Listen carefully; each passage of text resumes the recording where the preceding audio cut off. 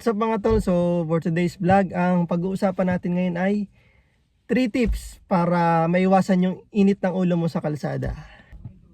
Ako nga pala si Richard, sa mga di pa nakakilala sa akin, and welcome back to my channel.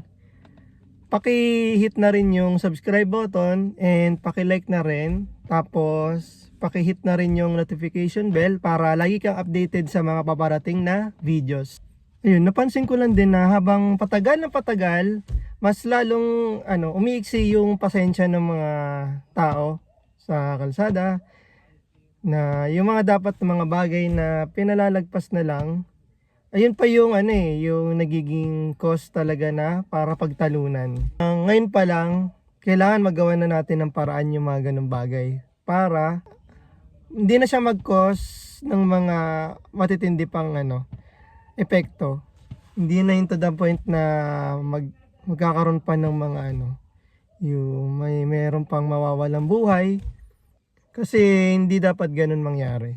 Ito yung number 1 tip na kailangan mong gawin para maiwasan mo yung init ng ulo sa kalsada ay magbaon ka ng maraming pasensya.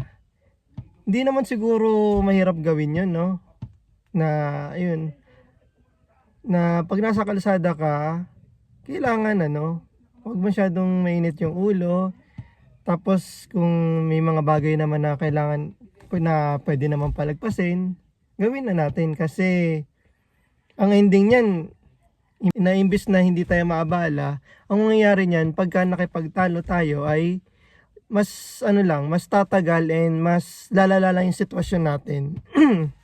To the point na ayun, hahantong pa sa sa hindi magandang bagay. Number 2 tip na kailangan mo gawin para maiwasan yung init ng ulo ay avoid mo yung unnecessary gestures, like yung M finger at marami pang iba. Kasi pag ginawa mo yun, talagang naghahanap ka ng away eh. Ang dating kasi nun talagang pinoprovoke mo sila para magkaroon ng gulo. Kaya dapat yung mga ganung bagay, iwasan natin yun, tol. Number 3 na tip na kailangan mo para maiwasan mo yung init ng ulo ay magdala ka, tol, ng malamig na tubig para pag nasa biyahe ka, hindi ka hindi init yung ulo mo, kasi malamig na tubig lang yung katapat niyan eh. Tanggal talaga yung mga yung stress mo, yung init ng ulo mo. Yun lang yung kailangan mong gawin para chill ka lang talaga sa biyahe. Napaka-importante na sa bawat tungtong natin sa kalsada, napaka-importante na sa bawat nasa kalsada tayo, alam talaga natin yung responsibilidad bilang driver, dahil maraming buhay ang nakasalalay sa atin. Kaya dapat pag-ingatan natin yun. And ang pagiging driver isang privilege yan eh. Kaya iniingatan natin at pinahahalagahan talaga. By the way, meron nga pala akong binuong community group na kung saan ay pwede tayo mag-usap-usap and pwede tayo magtanungan kung ano ba yung mga tips and yung mga advice na pwede nyong sabihin sa group. I-message ko na lang or i-send ko na lang yung link dyan sa may baba. Oo nga pala mga tol, meron pala akong binibentang t-shirt dyan. Sa mga gusto, message nyo lang ako dyan sa baba.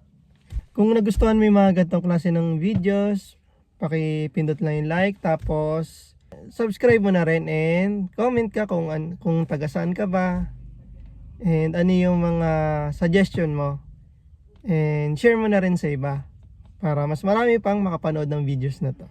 Ako nga pala si Tol Richard na nagsasabing planuhin mo ang iyong biyahe, sumunod sa batas trapiko at lagi mag-ingat sa pagmamaneho. Bye bye.